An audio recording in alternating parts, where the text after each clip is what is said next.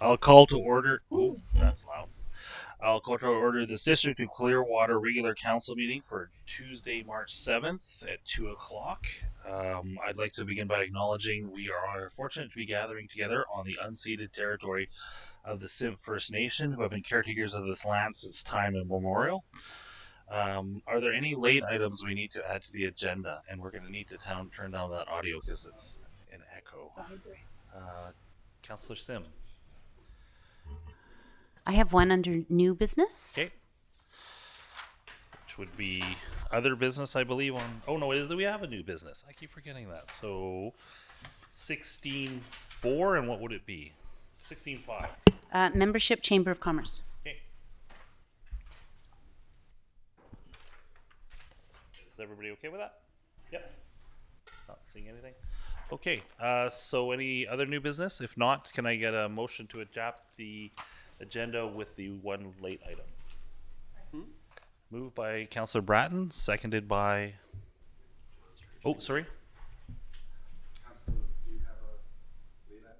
Did you? Oh, you did. Sleeping on the job. Just have one more late item. Okay. What would that be? That's the community town hall that we'll be having next Thursday. Okay, we'll make that item 16.6. Community town hall in relation to highway safety.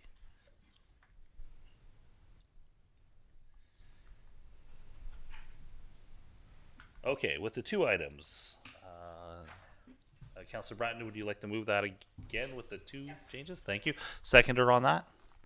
Please. Thank you, Councillor Matheson. All those in favor of the agenda with late items? There are no. Oh, TNRD director is here. Do you got anything you want to talk to Oh, about? hang on. Oh, so sorry. Sorry. I have to declare my conflict with Okay, the item. sorry. So On which one? on item 16.1. 16.1. Which is. Oh, minor hockey. Okay. Any other conflicts to declare? I'm not so used to doing that I forgot to do that at most meetings. So, if not, moving forward. Director Zhao, do you have anything you'd like to add for comments today? Just a general address to the council and mayor, if I may. We'll just find you a mic so that's on the record because we do have people online. So, okay. Fire away. Council for the time today. I just wanted to thank council and mayor for your support in the highway safety issue. We share, Area 8 residents and Clearwater share a lot of common interests, and I really do appreciate working with a larger group such as Clearwater Town Council and Mayor. You guys have more resources than I do, so I appreciate that. Thank you. And second of all, I look forward to as the recently announced Building Communities Fund from the province. I look forward to collaboration to make our dollar go farther for all of our constituents. Thank you. Yeah, thank you. We've got multiple projects on the go, including some that are rather urgent. So we'll see where that one goes, but we need to do that. We have to wait for that to show up and to finish budget process probably before we can do that. Moving on, we have delegations. Clearwater Minor Hockey, come on down to the dais, please. Whoever's presenting on that.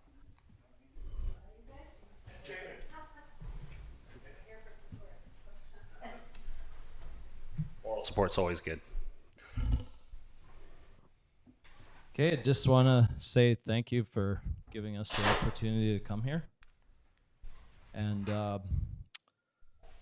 basically, we sent in our budget and proposal for provincials for getting ice fees waived. And I'm here because I heard there might be some questions regarding that. So I'm willing to try to answer those and any concerns or questions you have there. Okay. Yeah, thank you very much. And when I presented, I think a month ago, I'd just like to reiterate a few things that about the tournament. I know we came in on the day when we were looking at a grant and aid day, but that's not what we were looking for. We weren't looking for a grant and aid. We were looking to get the waive for the ice time. I'd just like to tell you that without the tournament going on, there's no revenue during that week at all. So what you're waiving is a time of no revenue at all. So, so we would like to have those ice times waived if possible. Because the precedent is every time we've had a provincials, whether it's hockey or ball, the fees for using the facilities has always been waived. Every time. That's the precedent we have. The other thing is that we usually do with the we have to do the advertising. Yep. And we go out into the community and we try to get the community for partners. And we'd really like to have the district as a partner. As you can see, this is the last time we had it, 2017. The headline on there is District of Clearwater for your support. We don't ask any funds for running the program. You get one full page inside with our thanks, or whatever, and we put that in there in lieu of you guys giving us the ice time. Just another thing to reiterate too is the amount of economic development we have with all the people coming in to stay 5 nights. It's a big boon to the town, and everybody puts a lot of time in to doing it, and especially it would be nice to have you guys as partners. Elijah's here. Tara's here. These people have taken time off work. They put in a lot of hours to get these things done, and we would certainly like to have that consideration put forward that the ice time get waived. Okay, thank So you. if you have any questions on this, we would be glad to try to answer them. Okay. Any questions from council on this? Councillor Matheson first. I guess the question we had before was, the loss of ice time, but I think you clarified that there's really no loss in there. So, yeah. Thanks. Right, there's nothing happening those 3 days without the tournament happening, there is no revenue. So Okay, yeah. I guess basically what we're asking you to waive is, Yep. there's some consideration. We know that there's going to take some manpower to run it, but that would be part of your contribution towards it. Okay. Any further questions? Councillor Bratton? I have more of a comment. Thank you very much for coming. I did have a couple conversations just to clarify some of the questions I had earlier. And I just have a statement that the amount of money and the exposure that the town gets from their pamphlet is actually quite immense, and that's impressive. So it goes to 5 out-of-town teams, and each team probably has 12 to 15 players. So it's pretty out there. So that's good to know. We calculate that there's usually over 20 per team with coaches and wives, and then Oh, sorry, yes. a lot of parents come along too for this at the same time. So the other thing I'd just like to mention that minor hockey does a lot of work. Like there's a tournament this weekend that runs Friday, Saturday, and Sunday. That's 6 teams. 6 teams coming for 2 nights with that amount of people.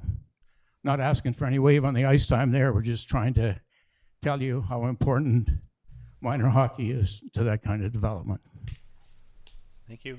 Further questions or comments? Just one question. One question from Councillor Frizzle. How much lead time do you get for you to know that you're going to get the provincials or any big event? I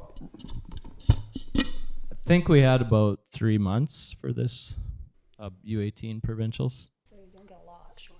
Yeah. Okay, that's But good like clarification. I said last time I was here, it was pretty important to get going because we want to get this Yep. brochure to print tomorrow. Okay. So it's got to be printed, and we would certainly like to have see the district as partners on that brochure. Okay, if there's no further comments, there are 3 options. Option 1 allocates from 23 for $1,500. Option 2, grant and aid in-kind contribution amount of $3,000. And option 3 is to do nothing, which is always a standard option when we get 3 options here. What is the desire of council on this one? Or am I doing this now? Oh, no, I'm not doing this one. I'm just thanking you for your presentation at this time. I have to actually take a little time to go to the next phase. But yes, I'd just like to say, yes, I absolutely value this. I'm sorry I missed the last meeting. I was away on other business. Or hopefully this might have been resolved. I could have helped to resolve that one. It's that time.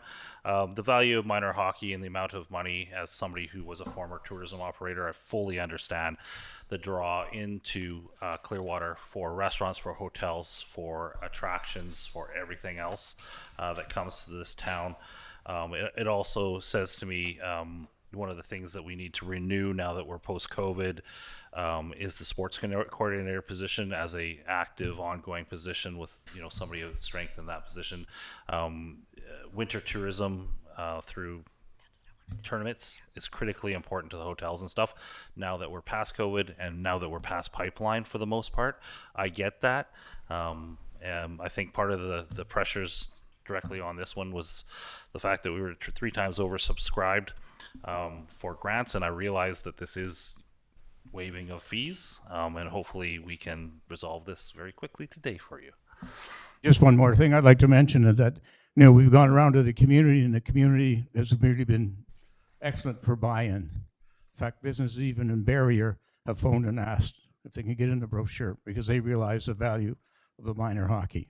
Good. I know a lot of you sitting around the table have had brothers, husbands, kids, grandkids play in our society. I think as well as developing some hockey players, we've developed some really good leadership skills for these people. So, absolutely.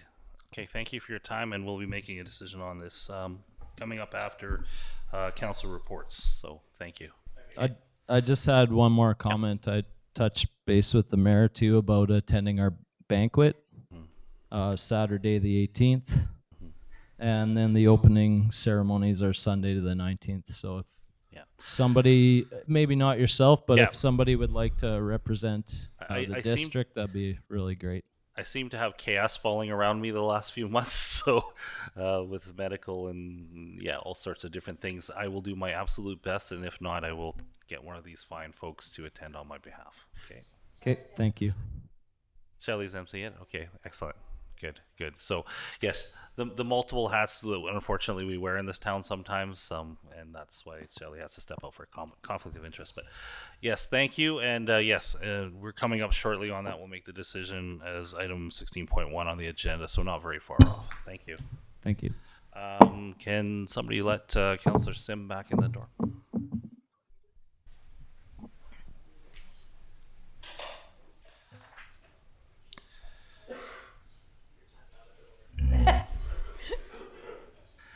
You are no longer in the penalty box. Welcome back to the game.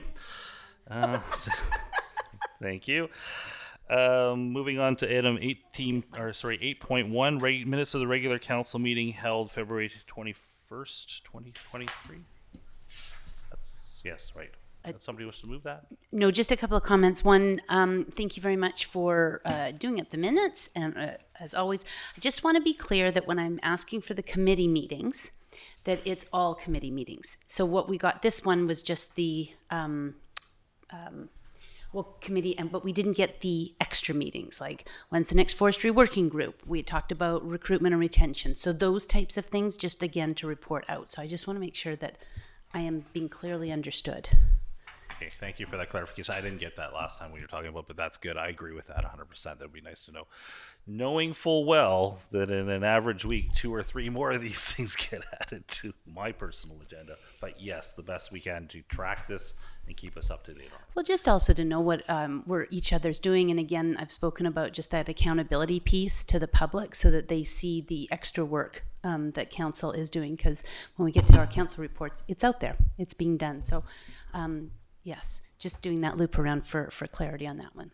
Okay, with that, would you like to move the minutes? So moved.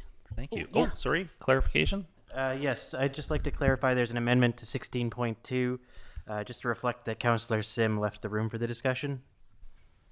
On the last minutes or on the February 21st minutes. Okay, at the minutes for the last one. So it added that you left the meeting room for that one. Okay.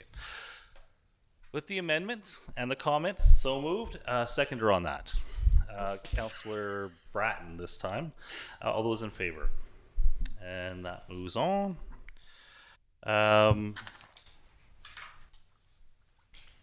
Nothing under item 9, 10. Nothing under item 11. Mayor's report is on table. Can you just pass me that copy because I gave mine all away. I'll just go over the highlights. February 8th to March 7th because I was away for the last council meeting. Attended February 10th BC Ambulance Service open house. Great bunch of people. Attended the Voices for Animals fundraiser at the Elks. Great success. Everybody's very happy with them, and the dogs I see are on CFJC. Half of them doing very well. Attended UBCM board meetings, health and social development, community economic development, environment committee meeting with them. Next meeting for UBCM is Advocacy Days in Victoria. Met the new Minister of Municipal Affairs, Ann Kang, and discussed the new funding, the $1.5 million plus that Clearwater got under the Growing Communities Fund. Also discussed some of our infrastructure issues with the Deputy Minister of Municipal Affairs. Mayor Stamer and myself have had one meeting now with Minister Fleming on highway safety. Councillor Matheson will be talking about community meeting on that. I expect at least one more meeting with Minister Fleming in the near future. And I've also asked Minister Fleming to try and achieve a meeting with Public Safety Minister Mike Farnworth on keeping RCMP Highway Patrol in Clearwater. Wednesday, March 1st to 3rd, attended SILGA, excellent learning experience, spoke on a mentorship panel there. This past Saturday was strategic planning for the day, and I did a bunch of media interviews on pretty much every topic under the sun in the last week or so. Moving on to Councillor Bratton. I don't have much to report. We went to LGLA. That was very interesting. Learned a lot. It was intensive 3-day conference. And this week, the skating carnival is happening on Thursday, and I happen to be emceeing. So if you have time, come out and watch the little ones. Thank you. Councillor Fizzle. Thank you. Just a report out from the Tourism Wells Grey that they've hired a new interim manager, and she's starting on March 13th. Her name is Amber Benoit. So that was good news. I also, on February 16th and 17th, I attended the TNRD for Mayor Blackwell. That was very interesting. It's completely different meetings than we're used to having, so it was nice to see a different dynamic there. Attended the LGLA from March 1st to 3rd, and our strat plan on March 4th. So it's been a busy week. And then just to throw it out there that the Wells Grey Country Senior Society is moving forward with their community showcase that will be happening on May 6th, Saturday at the Sportsplex. More information to follow. Thank you. Thank you. Councillor Herring. So last week I was on both CBC and CGFC talking about the highways issues. Am I not on? I should be. I have the blue light. Okay. Gotcha. So yeah, I was at talked to CGFC and CBC about investment in highways, particularly kind of bringing up that not much work has been done between Kamloops and Valemont in the past 15 years or so. So hopefully we can get some traction there, advocated for more CVSE resources here to stay, and then went to the strategic planning on the 4th. It was really good to get a sense of where we want to go as a town in the next while and where we were and what kind of the next step in planning is. So I'm excited about that. And that's about it. Thank you. Councillor McKenzie appears to be away. Councillor Matheson. Yeah, it's been a busy month. I was at the LGLA conference and got a lot of value out of that. While there, I did an impromptu story time that I think put Clearwater on the map. It's online now if anybody wants to see it. I did a CBC interview on the highway safety issue on CBC radio while I was down at the LGLA. and covered a number of points. And from what I understand, talking with them since then, they're in the process of doing a web series about the safety issues on the highway here. So we should hear a lot more conversations in the media coming fairly quickly. I have talked with Director Area A and B, TNRD, about the situation, and we're looking at doing some joint projects together, possibly, depending on how it goes. And I've talked with Councillor Lodge in Barrier about the situation, and they're kind of in the same situation. We're just kind of seeing how it flows for the next little while. I've talked to YCS about possible counseling for some people that maybe were involved in directly seeing some of these accidents, and I'm quite concerned about the first responders in our community and what's being done for them, so I'm following up on that a little bit.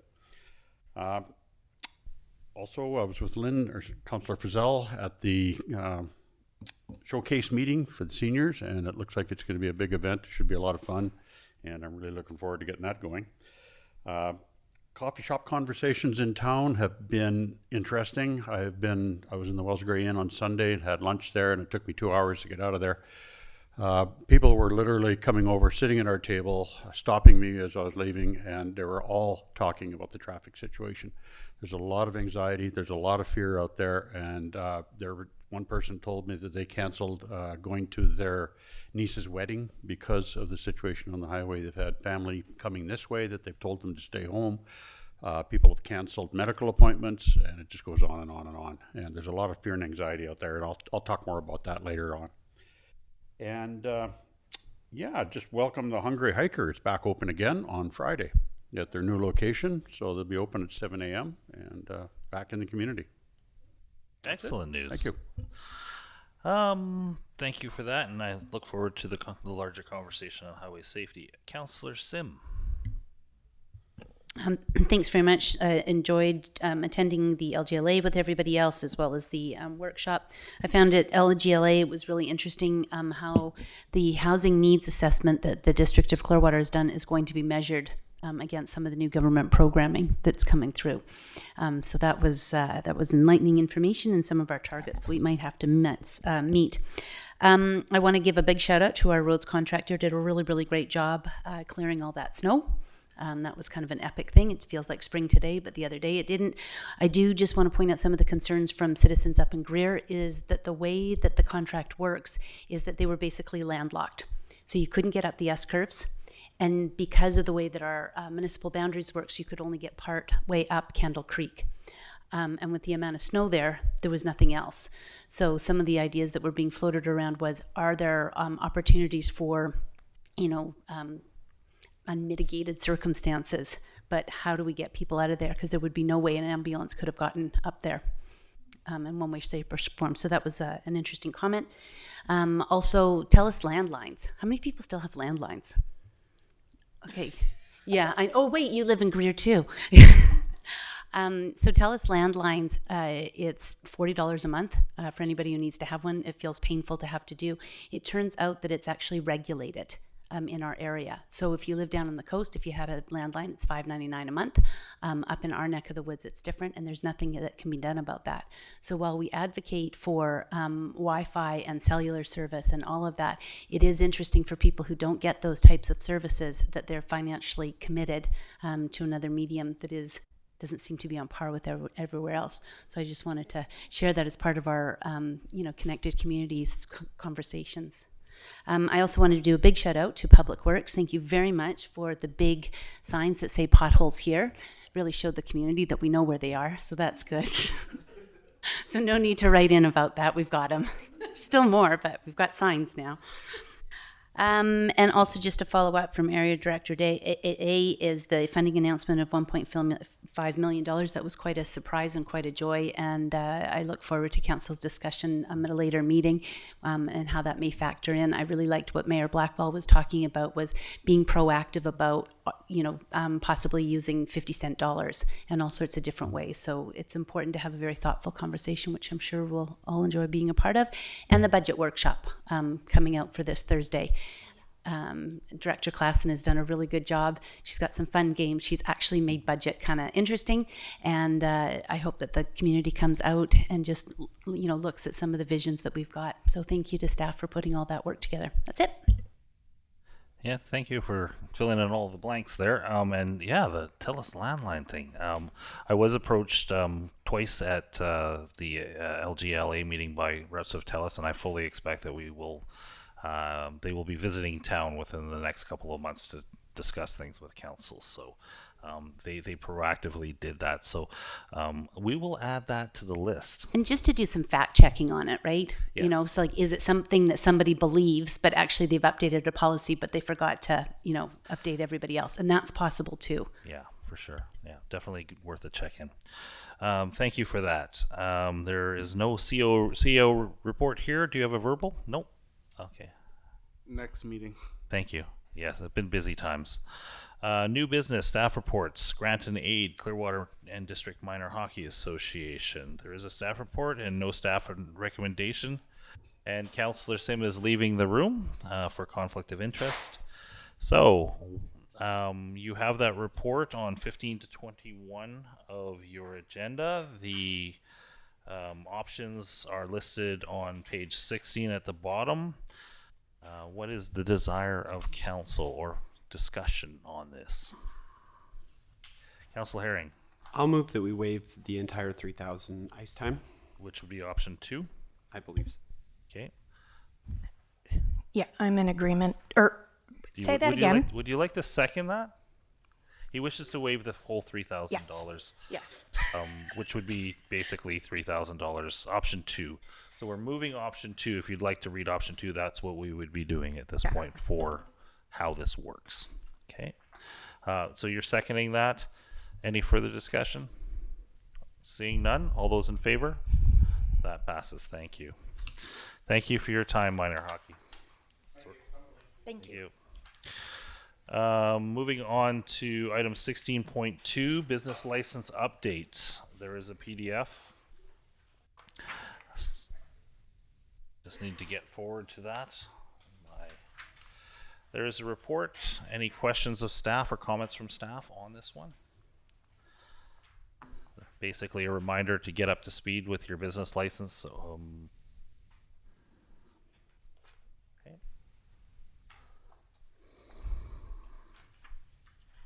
If not, we'll move on to the next one. Yeah. Oh, sorry. We can let Shelley in too. Councillor sent back in. Okay. If I may, just on the business license report. Yes, thank you. Go ahead, Ms. Bystad. No worries, thank you. Just wanted to point out that we have been working on updating the online business directory that's currently located on our website. So if you have a chance to take a look at it, you'll notice that we've been changing some of the headers around, trying to make things a little more user-friendly in terms of searchability. That work will continue for the next few days, but I think that we've got a really good handle on reflecting the businesses in a more easy to find way on that. So information and comments back would be awesome if anyone has a chance.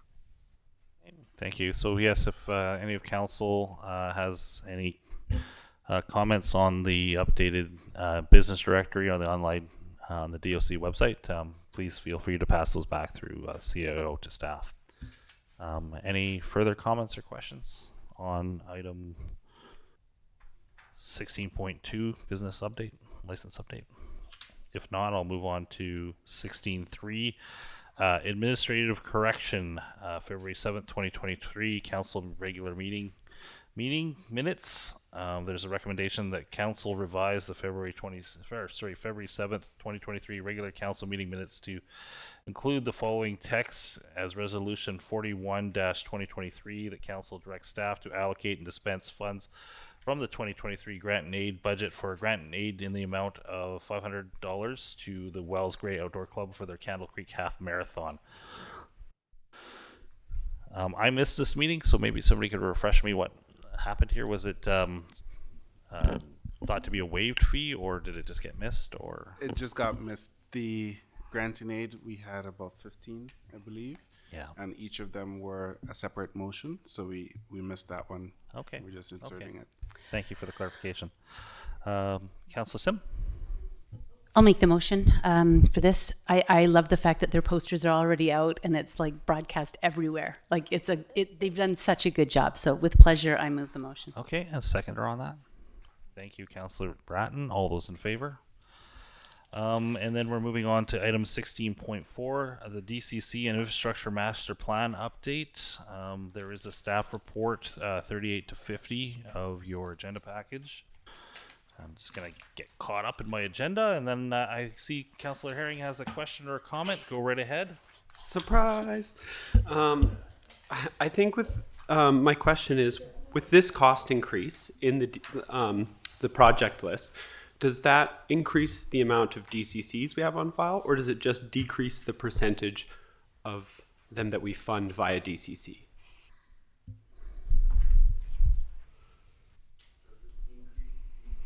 The budget. So right now we're charging $11,023 per DCC. Does that go up because our total cost of projects is now higher based on this going up to 2.2 million from 1.3, right? Or does the total percentage of projects funded by a DCC go down, which right now is, I think, at 11.5%? Neither, because on page 40 of your package, yeah, the table that you have is from the DCC bylaw, so it already incorporated the $2.2 million in the DCC values. Mm-hmm. However, in the infrastructure master plan, which is above, it's a different value. So we're just trying to correct the infrastructure master plan. Okay, so the bylaw that we're adding at the end of this motion, which is the next step in the agenda, I was under the impression that was changing those schedules. Am I reading that wrong? We're adding the schedules because the schedule were omitted altogether from the original bylaw when it received third reading. But in the infrastructure master plan, the figures for the same project needs to be the same consistently. And the 1.3 million is in the infrastructure master plan. We need to put that to 2.2 or a different action of council. Okay, but the DCCs are essentially, they already accounted for this. Gotcha. That's correct. Thank you for that clarification. I was lost in space there. Probably still am, but I think I get it now. Councillor Sim? Just say the words DCC and it's just, something. I am curious because I believe that the District of Clearwater has applied to a grant for the siphon replacement through the BC government. I cannot remember if this was 100% or if that was the federal grant or if that was the one that was $30,000 or $50. The federal grant ISIP was 75-25 split. The grant is 100% funding. And was that the one that was under the mitigation for infrastructure for disaster planning? No, I A different believe one? it was green. It's environmentally related. I can't remember the name of the grant off the top of my head. Okay, and the reason I'm clarifying is because I think council had voted to apply for one of the UBC grants, and where this is all leading is if we get 100% funding, how does that change our DCCs? I would have to explore that question and come back to council. Well, let's hope we explore it because we're successful. I hope we're successful as well. Yeah. That would be great. That's a large amount of money, but that is a critically important project, and it also goes to show that getting this additional money in the last week, we just walk the razor's edge when it comes to infrastructure in this town. So, any further comments or questions on this one? So there are two recommendations, or it's actually one recommendation, two parts. What is the desire of council on this? Okay. Do I have a seconder on that? Okay. Further discussion. So that's option one, are the ones that are listed in your agenda. No further discussion. All those in favor? Okay. And that passes.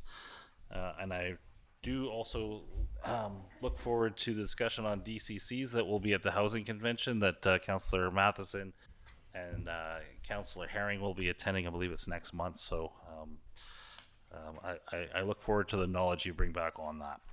Moving on to item 16.5, which is a new item, Chamber of Commerce membership. Councillor Sim. Thanks very much. So I had been appointed by the mayor to sit on the Chamber of Commerce. This is a non-voting. It's basically sit, listen, and learn. And then it was brought up through subsequent that the District of Clearwater hadn't renewed their membership. And this was a really fascinating one because it brought up the fact that should a local government belong to a chamber of commerce, would that be a conflict of interest? Would it not be a conflict of interest? And then staff very kindly looked at some other community examples, and it seems to be that it's all over the map. There is an opportunity to join as an organization, not as a government entity. And I wanted to put it to council on whether or not we should renew the membership. What are the thoughts of council? Go ahead, Councillor. Yeah, I can see value to it. I don't know there's any legislative issues around the district being part of it.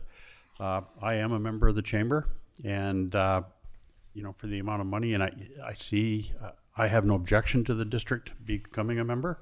I think the district is going, or not the district, the chamber is going in the right direction these days, and they seem to be very proactive and bringing a lot of value into the businesses, the business community in the valley. And I personally would have no issue with that. Okay, further thoughts? Councillor Bratton, I'm seeing, and Councillor Fizzle. We'll see.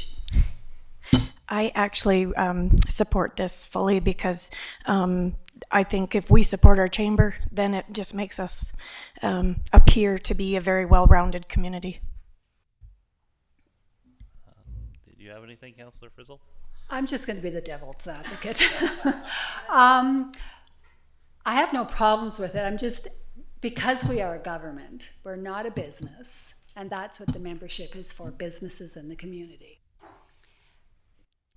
That's what I'm just doing this. Yeah, and there's organizational memberships as well, and there's actually individual memberships. I've actually signed up for an individual membership just as a human, just so that I, you know, debatable, I know some days, just so that I get the chamber information solely as basically and signing up for the newsletter and the information source to know what's going on, because I don't always see their meeting announcements and other things, and I would like to understand the business of the Chamber of Commerce.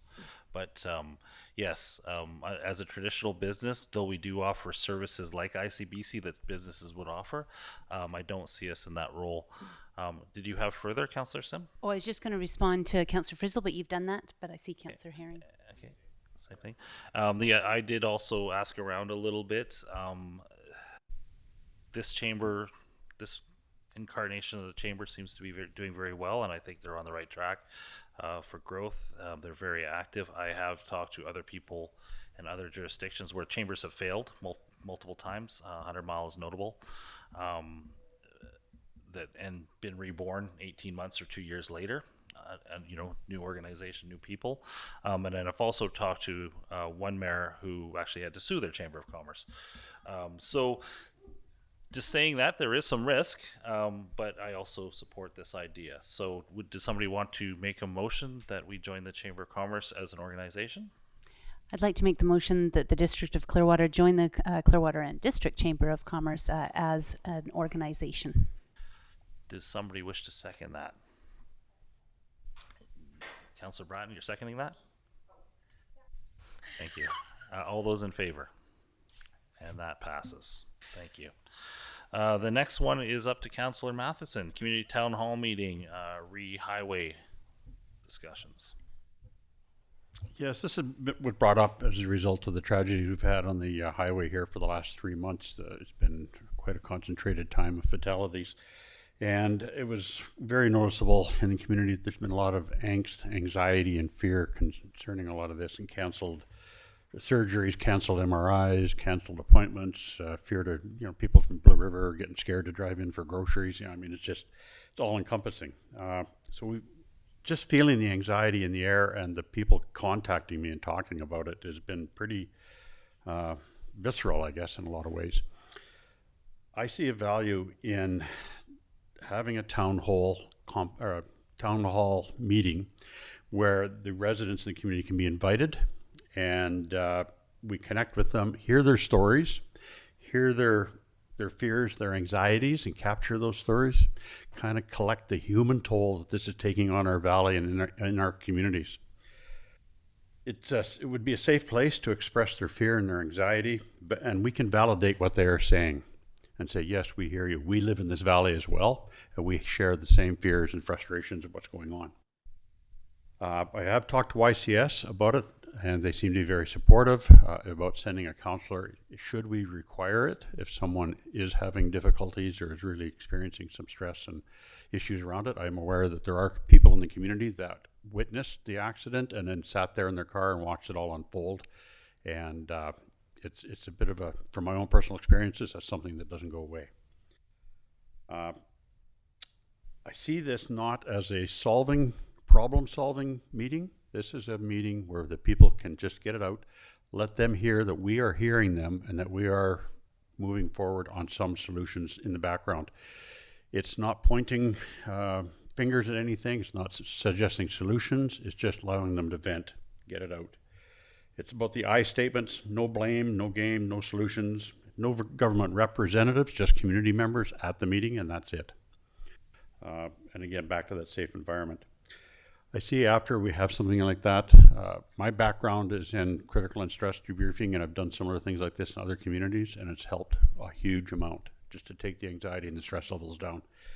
At the end of the wrap-up, we could look at doing some education about how to take control of our own personal situations in regards of how we're reacting to it.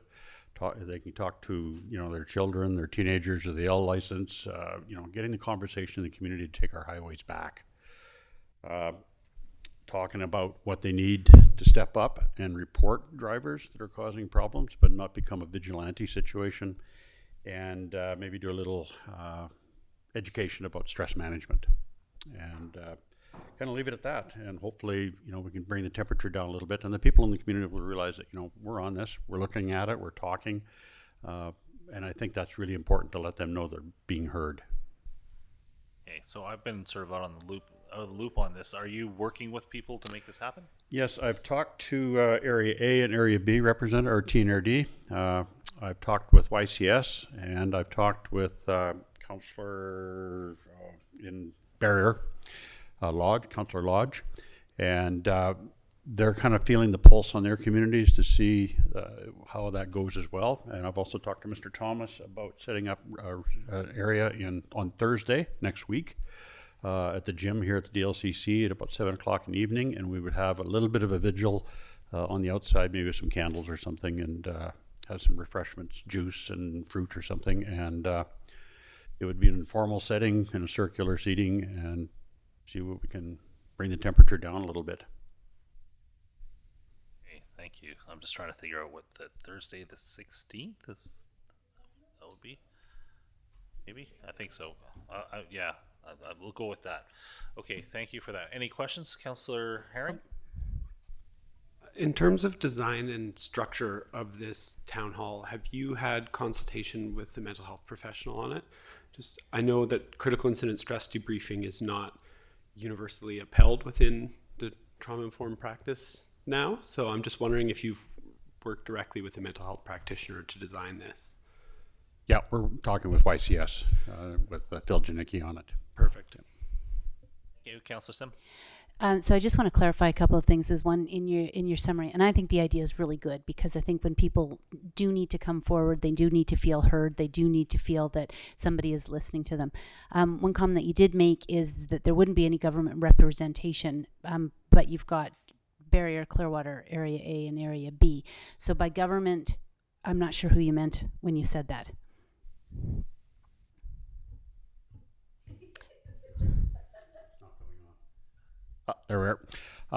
I've talked with them about it, and they may be interested in doing it in their own communities, and I said I would help facilitate it. I don't know if they would be representing or coming down from the various areas for those meetings. That's something we're up to in the discussion over the next couple of days. Okay, and just supplemental in that is that, for me, would you be seeing that the District of Clearwater would be following some of the mayor's comments about our position? Because, of course, highways are not under our purview. So how do we make sure that people understand that there's an advocacy component to it, and yet we are final decision maker. So just really looking for some clear parameters so that the expectation management, it's got some box around it. Yeah, I hear you there. At the very beginning, there was a bit of a rule session that there's no pointing fingers and anything else like that, and the role of the district will also clarified about the fact that we're advocates. We have no control over the highways, and there'll be no misunderstanding about that. It's our, we're just listening to them and their anxieties in the community. Yeah. We have no control over the highways. Is that what you're asking? Yeah, again, it's just really getting sort of form and function is one. I hear an information part, and then the second part is I'm hearing sort of an emotional opportunity for people to share that. I'm wondering if there's two parts to it, because not everybody is going to feel safe in that kind of an environment, but they do want to say, here's my experience, and maybe garner some of those tools that you're talking about. Who do they call? What are some of the measures if they do see some unsafe driving? So how is that sort of broken out in a way that everybody gets what they need and we're not drawn into too much of a spillover? Yeah, I think probably having a handout, maybe a card with numbers and things they can call on, maybe an MLA's email address, things like that. Again, that's still kind of the things that we're working out in the details. Yeah, I think a one-pager would be good on the basic, this is who you call, RCMP, a little bit of highway safety on, don't be using your phone to try to record video if you're also driving. Still follow all the rules of the road. I was handed 2 or 3 speeder videos, very unsafe driving videos by Valley residents, and unfortunately they were breaking the law in the process of getting those videos, so it wasn't something that they did pass them on with the risk of being noticed that might have been the case. But yeah, I see what I think I get what you're getting to here, Councillor Matheson on this one, and Councillor Sim. There definitely is two things here. I think the critical point, and I think the main reason for organizing this is to let people tell their stories and let the anxiety out. We can be there as human beings and as members of council to listen to that and use it in, one, hear people, but also it's a valuable tool in advocating to the province of BC for improvements on this. I don't expect anybody from MOTI or the ministers, any of the ministries responsible for highways or highway safety to attend this, and I don't think it would be good at this juncture, because having been at things like this before, it can turn into a yelling match of blame, and really I think we just really need to let people be heard. So, and to get a broader scope of what's happening along the highway corridor. There's a different issue from Avola up than there is from here. There's different road conditions. We all know going forth, you hit Littlefort and the highways change again. So just getting people's stories of traveling up and down this highway and the things that they've experienced is always enlightening and always useful for the conversation.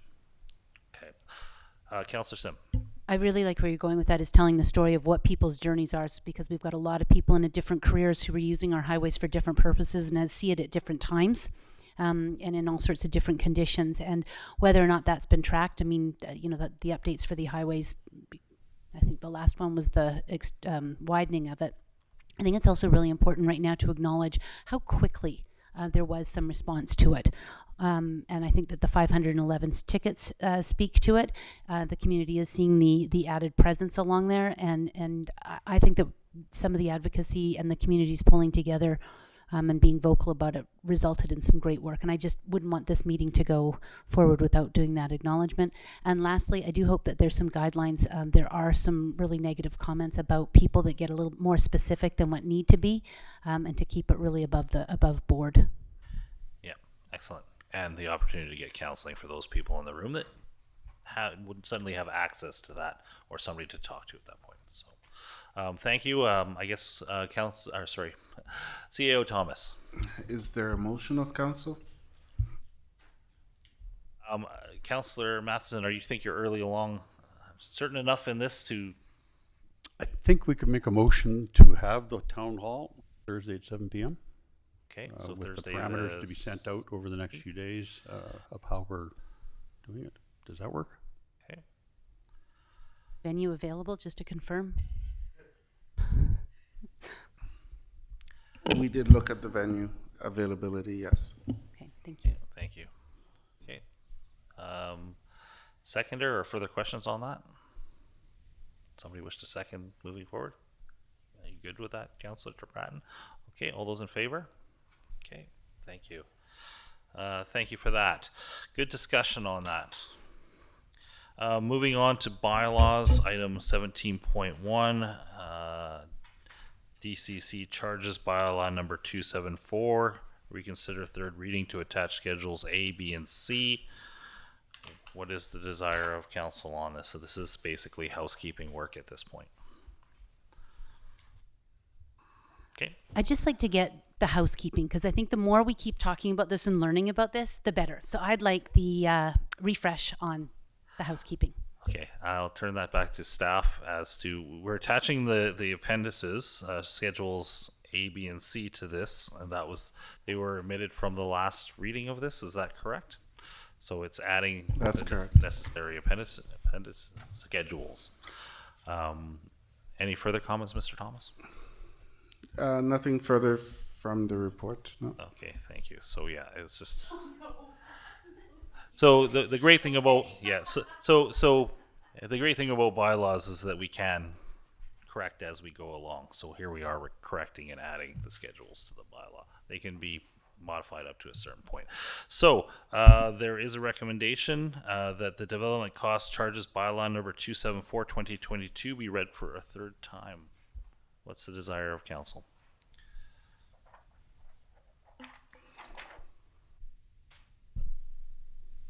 Yeah, moved by Councillor Frizzle, seconded by Councillor Bratton. Thank you. Now I get to do the reading part, which is very long. District of Clearwater, bylaw number 274/2022, a bylaw to impose development cost charges, whereas pursuant to section 559 of the Local Government Act, RSBC 2015, Chapter 1, as amended, council may, by bylaw, impose development cost charges under the terms and conditions of that section and all the other sections, Division 19, Development Costs Recovery. And whereas development cost charges shall be imposed for the purpose of providing funds to assist the district in paying the capital costs of providing, constructing, altering, or expanding sewage, water, and highways facilities, and improving parkland to service directly or indirectly the development for which the charges are imposed.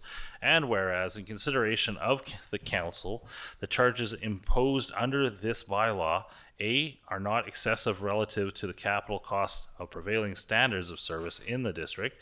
B, will not deter development in the district. C, will not discourage the construction of reasonably priced housing or the provision of reasonably priced service land in the district. And D, will not discourage development designed to result in a low environmental impact. And whereas, in consideration of council, the charges imposed under this bylaw reflect A, further land use patterns and developed, and B, capital projects consistent with the official community plan and projects included in the 5-year financial plan and the infrastructure master plan. Now therefore, the municipal council of the District of Clearwater in open meeting assembles hereby enacts as follows. This bylaw may be cited for all purposes as development cost charges bylaw number 274/2022. All those in favor? And we have enough people to pass that.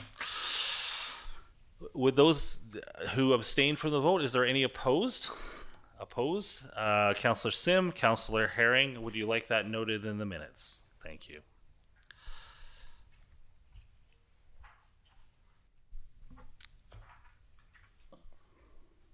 Moving on to item 17.2, the amended 5-year financial plan, pages 59 to 66 of your package. This is another bylaw. Questions of staff before we move and second this?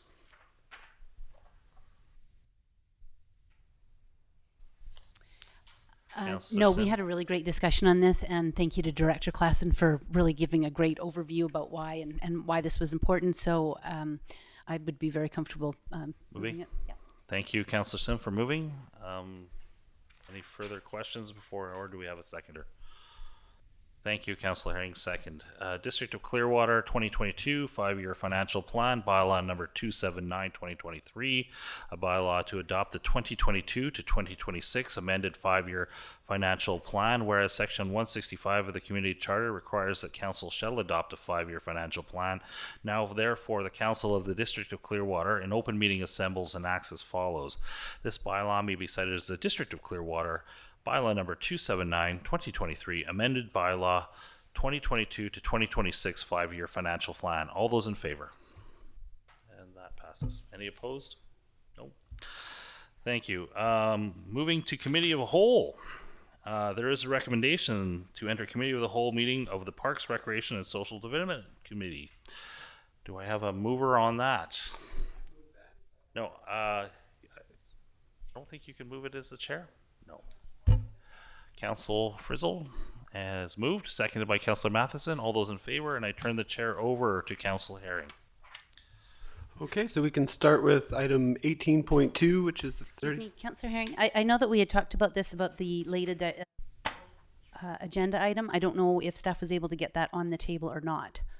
It's not on the table as of yet, and since we didn't have the documents, I didn't feel comfortable adding it last minute. So I'd like to just make sure everyone has a chance to read the information before we add it to the agenda. But I think we'll go with 37 East Park Design.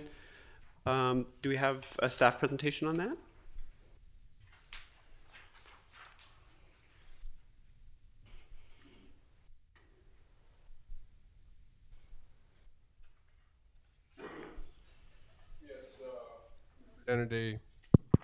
We presented a design to council previously. The plan is to do construction drawings this year, and before we start that, I want to get final approval of the design. Okay, so you have the design in your package, council, as well as some options there. Anyone have any questions, concerns, comments? I'm not a professional at this, but is there a way we can do a walkthrough of this? Because I don't like where the boat setup is, boat or truck and trailer, and I need to see it visually. If that throws a kink into things, I don't know. But I just have a boater husband, and I know that won't work. Yeah. As we've seen with many other projects, the cost of building projects has gone up exponentially, sometimes 20 to 30,000% per year, depending on what you're trying to build.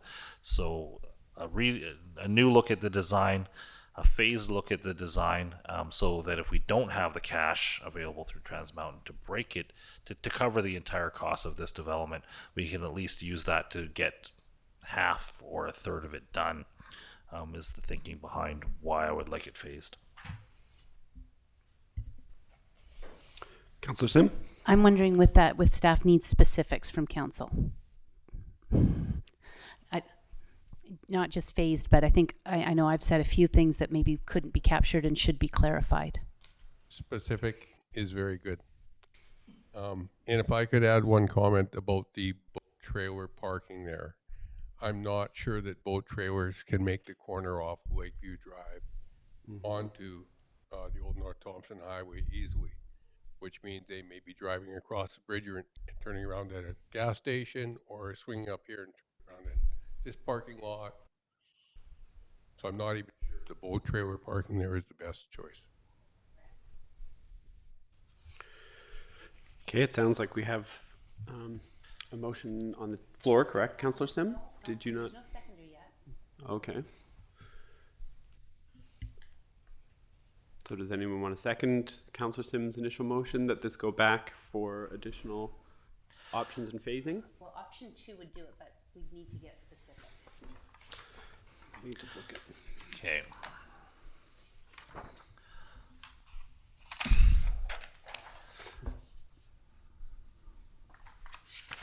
So if we were to go with option 2, that the Parks, Recreation, and Social Development Committee recommend to council that staff make the following changes to the design drawings and return them to council for approval, including opportunities for phasing in 3 parts, Up to 3 parts? Up to 3 parts. Redesign of the parking. Yeah. Redesign of the parking to ensure accessibility and mobility. Yep.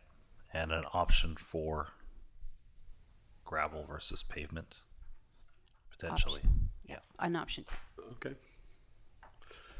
So Do we have moved. seconded by Councillor Matheson? All those in favor? Okay, that passed. Go ahead. It's a little after, but something that I noticed is you have stairs, but nothing for wheelchairs or inability to move around. That's just to throw that out there. And I think Councillor Sim actually hit on that. If I may, Mr. Chair, please. Councillor Sim hit on that is the accessibility thing. That's kind of what I thought. Yeah, Okay. yeah. Universal design is a term that's used a lot now, and I think we'll probably have an education on that in the near future. Everything that you do should be designed for access by everybody of every ability. Okay, and so moving on to 18.3, we have the North Thompson Sportsplex second floor feasibility scope of work, and over to you, Mr. Mayor. I think this project is hinging now on the council would like to go with this. What do they see in that space? Okay. I mean, I certainly have ideas, but does anyone want to speak to that? Personally, I'd love to see the second floor expansion move ahead and look at a fitness center for the gym, just to increase the usership of the arena. If we can get a higher percentage of the population using that arena, that's a service many people have asked for. And I think due to the insurance costs that private businesses have in operating a gym, municipalities have kind of an advantage because of municipal insurance agency already providing insurance for the sportsplex. I think this is a good opportunity, and I'd like to see us move forward exploring that as a fitness center. Thoughts? Anyone? Councillor Bratton? Oh, go ahead. I agree. The only thing that makes me a bit nervous is we don't own the building. So, but I do agree. We do need a fitness center of some type, and this is a prime opportunity to get this building up and used full year round. My question is in relation to the New Horizon for Seniors program grant. There's a number of objectives there, celebrating diversity and promotion of inclusion, preventing senior abuse, supporting healthy aging. If we were to be, and we seem to have a comment at the back that we're going to be hearing more news on this in the near future. If we were moved forward on this, how would that impact the use? Like, would this just become like the seniors area there, or would it be able to have a wider, or would that just be a portion of it? How do we achieve the objectives of the grant, given the fact that it's only planning? I think that would fall on the architecture team for the design. We'd certainly want to make it as multi-purpose as possible. If I answered your question. You did. I guess the other thing that I'm wondering about is it's not a huge space. So how do you make it multi-purpose? You make it multi-user, but multi-purpose. That's a tougher one for me. Mayor Blackwell? Yeah. I love the idea of putting, a traditional gym in there. I think that's great. I think all the things that you said on that, I agree with. The rest of it, one or two larger rooms that can be divided up, much like this room originally was, that could be used for everything from yoga to fitness to meetings, with foldable tables, much like the multi-purpose room is down here. I'm hoping in the design scope that we look at something where it is open and fresh, windows to the north, something along those lines, so that we can create a beautiful space to do the things that you're going to do there, whether it be meeting, yoga, fitness, working out, that it not be another box. I mean, part of the issues with the Sportsplex right now is it's a great building operationally. It's got good bones, it's got good systems, it works well. But once you're in there, you don't see the light of day till you leave. And when we're going to do this expansion, it'd be really nice if we had the opportunity to let a little light into the building without risking the ice or, you know, causing unforeseen consequences, which I'm sure that Mr. Mayor is quite aware of. I've always wanted to put windows on the side of the curling rink so we could use it for the other 7 months of the year that it doesn't necessarily get used. But I also know there's a risk to the ice surface and things like that if you do that. Yeah, that's sort of where my thought process is. Create a couple spaces there. There's 6 change rooms. Maybe we turn it into 3 spaces. One dedicated to a gym, and then we scale it up as we go. And we're going to find out in 5 years that we need more, because that's the way it works here. Can I make a suggestion? Councillor Brandon, yep. They do have in different buildings, and they used to have it in the high school. They have the curtains that are quite thick. So it's just a suggestion when you're looking at design people, that you can make it big or you can make it small depending on what the needs come into play. Just an idea. Councillor Sim. I'm just wondering if there's been any thought around, does this town need a space for a physiotherapist? I don't know, but if we're, I love what you're saying, Mayor Blackwell, about having the different rooms. Physio is, you know, fairly important for people who are recovering for injuries. We're living rural. If you don't have access to that, it can impede it. But I don't know if we've got that or where we would find it. So don't we have that as part of the hospital? That's why I'm asking. I don't know. I think we do, but there are exercise rooms right when you come into the entrance, the main entrance of the hospital. Off to the left, there's a room there in one of the tours I've been. But private physiotherapy, then are we offering space for a business? So or offsetting operational costs by doing so? I don't know. All could be considerations. Anyway, I just share it. It needs maybe some investigation. Perhaps we could bring it up at the local health planning table tomorrow to maybe ask that question. But certainly accessing means for people to heal better, stronger, without that cost of having to go to Kamloops. Okay, so I think if I may elaborate on what you're saying, the scope as I see it is structurally something can hold all the weights of a gym equipment room, which engineers are going to talk to, and then the other two to be similar in scope to this room, where you would have tables, chairs, mats, and things like that, but not necessarily the weight of ginormous thousands and thousands of pounds of iron, basically. And I'd like to point out that in the package, the expansion over the existing lobby could provide up to 3,000 square feet, and over the existing dressing rooms, 3,600 square feet. So between the two of them, you're looking at over 6,000 square feet. You know, so there is space to do multiple things there if we were to proceed with both the lobby and the dressing room second floor. My question, and something we should further investigate, are we going to have cost savings by doing both at the same time rather than doing one later when we decide we're too small, right? Like maybe this is one of those thinking ahead kind of pieces. Might be worth exploring. So what do we need from this committee to move it forward? If we could have some bullet points on scope so that we have it clear what the committee is asking us to do or recommending to council, that would be great. Mm-hmm. I'd like to see the cost flushed out for both spaces, personally, just to maximize the use we get out of that building. And as kind of a related but separate piece, it's not on the second floor, but I think it's also worth considering some of the other uses of that building. I was recently informed that there's a commercial kitchen in there, which is really exciting. There's lots of people here who would like to start food businesses who would probably love to rent commercial kitchen space. So there might be other revenue generation ideas that we can tack on that are separate to the expansion, but, you know, continue the trend of us utilizing that sportsplex as best we can. There's a lot of different opportunities that could happen in the building once the decision is made that it becomes a year-round building. Mm-hmm. Okay, so in terms of recommendations, what would council like to put forward from the committee back to the council table?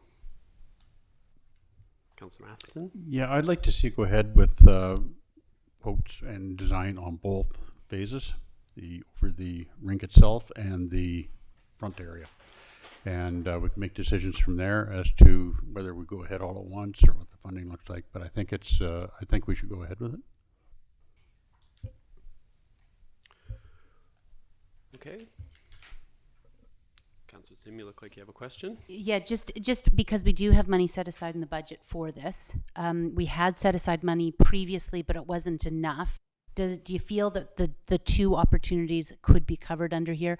And my second question is if we've also involved the TNRD in these discussions as of yet, or is that the next step? I could certainly get an updated quote on design for the entire 6,000 plus square feet. Okay, great. I think we would like to see that quote, if I'm reading the room correctly. Mm-hmm.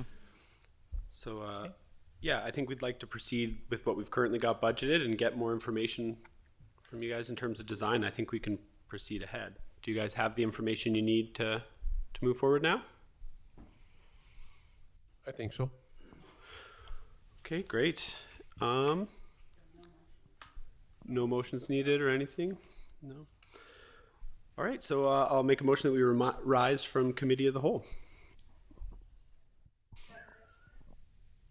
You just accidentally moved that? I think you actually. Oh, sure. All right. All those in favor? All those in favor. Okay, thank you, Councillor Herring.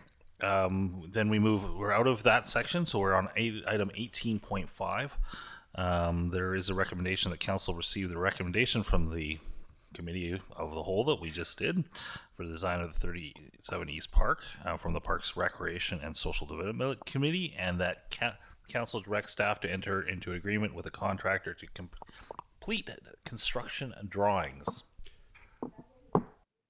This is basically encompasses everything that we decided in the other section. The details are in the recommendation of the committee of the whole. So, okay. So, somebody wish to move it and second it? Move, thanked by Councillor Herring. Kit Matheson, seconded by Councillor Bratton. All those in favor? Okay. And then we have the initial discussion on concept North Thompson second floor expansion project. So we're just gonna let staff work on that for now, and they'll bring back a recommendation in the future. No, there is no under item 19, no correspondence response required.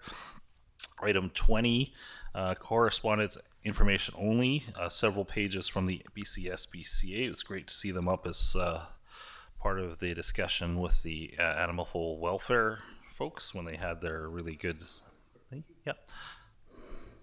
The SPCA thing came up that just tweaked in my mind. Where are we at with the dog park? I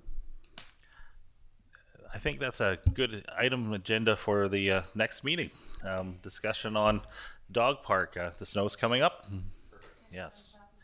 And Trans Mountain's leaving. I noticed that they're now presenting at a future conference and stating that oil is ready to pump through the pipe in the Clearwater section. So, of course, they'd have to hook it up to the rest of the pipeline. So we'll just work on that. BC Transit new board update. When we did have a presentation at our last conference from BC Transit, there are no notices of motions. Comments from the public. Anybody have any questions at the back? And you will have to speak on the mic. So, Mr. Carmichael can pass you the mic if you wish to speak.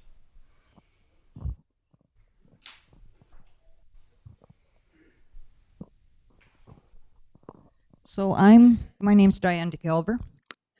I have been studying some of this 15-minute city stuff, and I went to a meeting in Barrier last night because they're apparently on the list. And what my question is, are we on that list? I have no idea what list you're talking about. The 15-minute city, the smart city? There is no list that I'm aware of. Okay, so long as we're not going to get involved with that, because it's not going to be a good thing for anybody. I have absolutely no idea of any list that for 15-minute cities that we're on. Well, apparently there's a lot of money from the federal government. Barrier apparently applied for $5 million. And we went and approached it last night with Warren Stamer and the council. Okay, I have no idea. Okay, that's all I'm asking. I can ask Ward what that's about, but yeah, to the best of my knowledge, 15 minutes cities is a concept or an idea. I haven't even really looked into it. So, well, that's good. I'm glad to hear that. Yeah. And back to the roads, I was on the phone. Well, I left you a message actually in regards to Clearwater Valley Road last week when we had that big snowfall. Did you leave it via voicemail or? I did. Yeah. Okay, I've got to. Sorry, You never got to it. No. We changed our phone system, but I will find that and we can have a further follow-up conversation if you wish at any point. So. No, I just wanted you to be aware because that day we had that big snowfall. Yeah. They never did plow past Greer Road for days. Oh, up on Clearwater Valley Road. Okay, heading towards the park. That guy over there. Well, I ended up. But I'll be more than happy to advocate for that as well. To ensure. Well, the RCMP actually told me to get a hold of you. Okay. Yeah. So directly outside of the District of Clearwater boundaries, both actually the TNRD and myself aren't jurisdiction, but I'm more than happy to advocate on that. Because it was bad. We got logging trucks coming out of there. Yeah. We got a school bus that goes up there. Yes. And apparently, from what I'm gathering through the district regional manager, Daniel, the new guy, Weekman, I think it is the name, or yeah, I know Sam and I know Graham. Workman, yeah. I talked to him, and is that Argo or is that? It's Argo. It's MOT. Okay, I haven't even met this person yet. Okay. Yeah. So anyway, I got a hold of him, and apparently, according to the legislation, they don't have to plow unless there's over 4 inches of snow. If it's a school bus route and it's a weekday or a school day, it should be plowed. Exactly. There is response times, but yes, there are trigger points in my vague knowledge of how much snow has to accumulate. There's a standard. We have a standard in the District of Clearwater. Very happy that the vast majority of the time our local contractor actually exceeds that standard by quite a lot and actually gets out there much quicker. But yes, it is something I can look into, and myself and Director Zhao will look into at our next opportunity. I'm sure because of what's been happening the last little while on our highways, I've been in fairly regular email contact with several people within MOTI, but I can ask that question for you. Okay, get clarity. Well, we need to be on it. Yeah, no, for sure. And I told Daniel, I said, and you're not going to hear the end of me if that Clearwater Valley Road isn't graded in the summertime for our tourists. Yeah. I said, we're advertising worldwide. We've got $1 billion park, and we're trying to do it on a welfare budget. Anyway. Cool. I hear you. Thank you. Thank you. Any further comments from the public?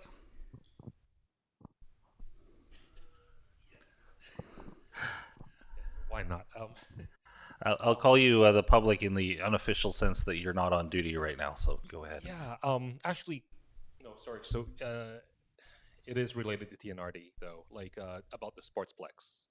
Am I able to give a comment? Probably best to just leave it to inquire through staff or through me. Yeah. The learning curve on things like that are large, and there's lots of opportunity for that. We have Thursday. We have TNRD meeting on Thursday as well. So if no further comments from the public, we do need to move into on camera. There is a motion that the meeting be closed to the public pursuant to Section 91A of the Community Charter to discuss matters related to personal information about an identifiable individual who holds or is being considered for a position as an officer, employee, or agent of the municipality or another position appointed by the municipality. Can I get a mover and a second on this? Moved by Councillor Fizzle, seconded by Councillor Matheson. All those in favor. We will take a 10-minute recess to 3:33.